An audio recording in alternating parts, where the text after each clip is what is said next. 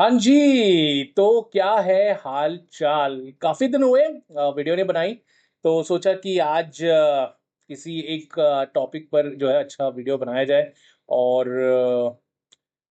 आजकल एक बड़ा वायरल कंटेंट हो रहा है।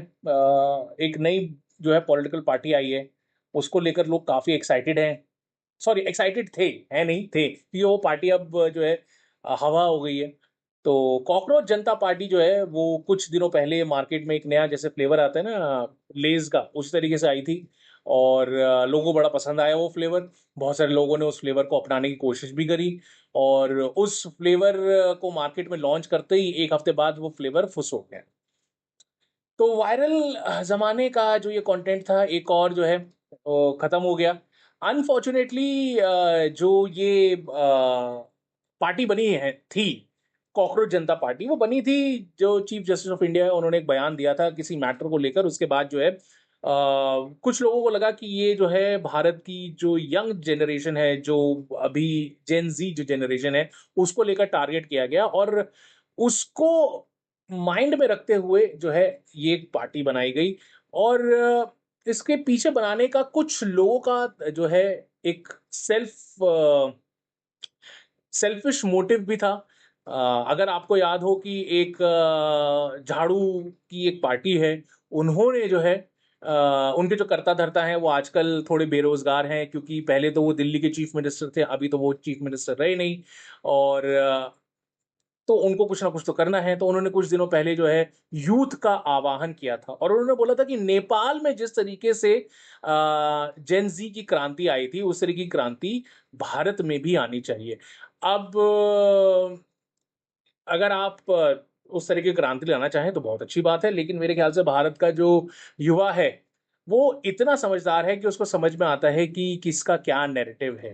तो आई थिंक वो बात जो है उनकी चल नहीं पाई, वो चीज़ गल नहीं पाई और फिर इवेंचुअली उनको वो भी जो अपना वेंचर था क्योंकि देखिए उनका वेंचर जो उनकी बिज़नेस पार्टी है, उसका जो वेंचर है वो इस समय सिर्फ़ एक ही स्टेट में चल रहा है, वो है पंजाब और जिस तरीके के हालात इस समय पंजाब में हैं, लगता नहीं कि वो भी कुछ ज़्यादा दिन जो है उनका वेंचर चल पाएगा और सुपड़ा जो है वो शायद साफ़ ही हो जाए पूरे भारत देश से। तो विदिन 2 डेकेड्स एक पॉलिटिकल पार्टी का जन्म हुआ और वो भी पूरी तरीके से साफ़ होने वाली है।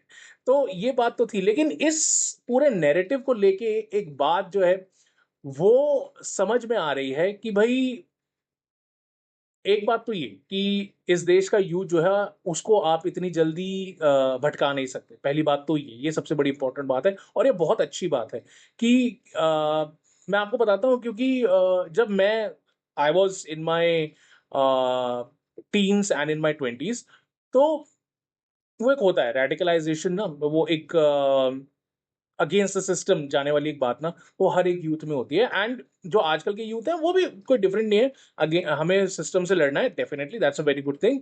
आप लड़ें सिस्टम से, उसमें कोई गलत बात नहीं है। आप एक डेमोक्रेसी में रहते हैं, आप डिक्टेटरशिप के अंडर नहीं हैं। पहली बात तो ये। सेकेंडली लेकिन इस देश का युवा जो है, वो और देशों के युवा से थोड़ा-सा डिफरेंट है। वो इसीलिए क्योंकि फर्स्ट ऑफ ऑल वो एम्बिशियस है। और सेकेंडली उसको पता है कि उसको अपना जो पावर है, वो कहाँ इस्तेमाल करना है और कैसे इस्तेमाल करना है। ये सबसे बड़ी इम्पोर्टेंट बात है। अब वो एक अलग डिबेट है कि वो सही रास्ते पे जाएँ या गलत रास्ते पे है, दैट्स अ डिफरेंट डिबेट। तो ये एक बहुत अच्छी बात है। इसीलिए इस टाइप की जो रेवोल्यूशंस जैसे कि आप श्रीलंका में देखें या आप नेपाल में देखें जो कि या बांग्लादेश में देखें जो कि कहा गया कि भई ये जेन ज़ी का प्रोटेस्ट है। उस टाइप का प्रोटेस्ट इंडिया में नहीं हुआ क्योंकि यहाँ का यूथ इतना समझदार है, उसको पता है कि मेरे को किस डायरेक्शन में आगे बढ़ना है। यहीं पर जो है हमारी पॉलिटिकल पार्टीज़ फेल हो रही हैं। उनको ये नहीं समझ में आ रहा है कि हम किस नैरेटिव को लेकर आगे बढ़ें कि हम ये मोदी सरकार को जो है वो घेर सकें। दुनिया में अभी बहुत सारी प्रॉब्लम्स चल रही हैं।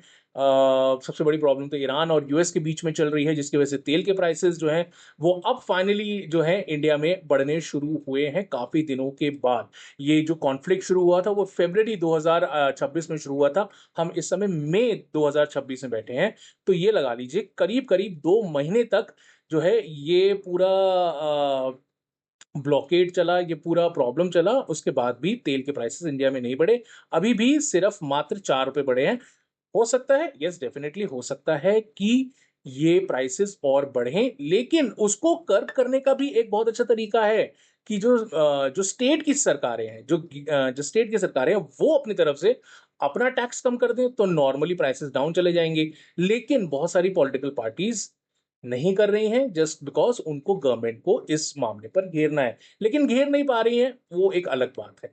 तो ये जो नैरेटिव जैसे जिस टाइप के नैरेटिव्स जैसे बनते रहते हैं, कॉकरोच जनता पार्टी हो गया या फिर और भी बहुत सारे नैरेटिव्स जो हैं वो बना रही हैं, लेकिन क्यों ऑपोज़िशन नहीं कर पा रहा है पीएम मोदी को counter? First of all, yes, PM Modi is a very popular leader, वो एक बात है। लेकिन जो भी आप चीज़ें कर रहे हैं एज़ अ ऑपोज़िशन पार्टी, वो हमेशा आपके खिलाफ, आपके उल्टे क्यों पड़ रही हैं? बिकॉज़ ऑफ द फैक्ट कि आप जो भी चीज़ें कर रहे हैं, वो डिलीवर नहीं हो पाती हैं first of all ground level तक। सेकेंडली, जो लोग हैं उनको पता है आपकी सच्चाई क्या है, क्योंकि आपकी पार्टियों ने देश पर बहुत सालों तक राज किया है। तो ये जो एक प्रॉब्लम है, इसको किस तरीके से अब पॉलिटिकल पार्टीज़ स्पेशली जो अपोज़िशन में बैठी हैं वो काउंटर करेंगी, ये देखने वाली बात होगी। लेकिन हाँ, जो एक वायरल पार्टी शुरू हुई थी, कुछ लोगों को लगा, भाई मेरे को तो बहुत सारे लोगों ने बोला कि भाई देखो कॉकरोच जनता पार्टी भी पॉपुलर हो रही है। मैंने कहा पॉपुलर होना है आजकल के टाइम में कोई इतना डिफिकल्ट काम नहीं है। आप बॉट्स खरीद लीजिए, आप कुछ भी कर लीजिए। लेकिन आप उस जो आपकी पॉपुलैरिटी बन रही है, जो नैरेटिव आप लेकर, पहली बात तो आपका नैरेटिव क्या है? पहली बात तो ये, ठीक है ना? गुस्सा समझ में आता है, गुस्सा हर इंसान को आता है। वो तो रोड रेज भी होती है, तो क्या रोड रेज पार्टी बना ली जाए? पॉइंट। तो द थिंग इज, आप दे क्या रहे हैं लोगों को? What are you giving to the people, to the masses, to the Gen Z? क्या दे रहे हैं आप? तो ये जो है, जब तक आप नहीं डिफाइन कर पाएंगे, I don't think so opposition has any point of countering the government on anything. लेकिन हाँ, कोशिश करती रहनी चाहिए।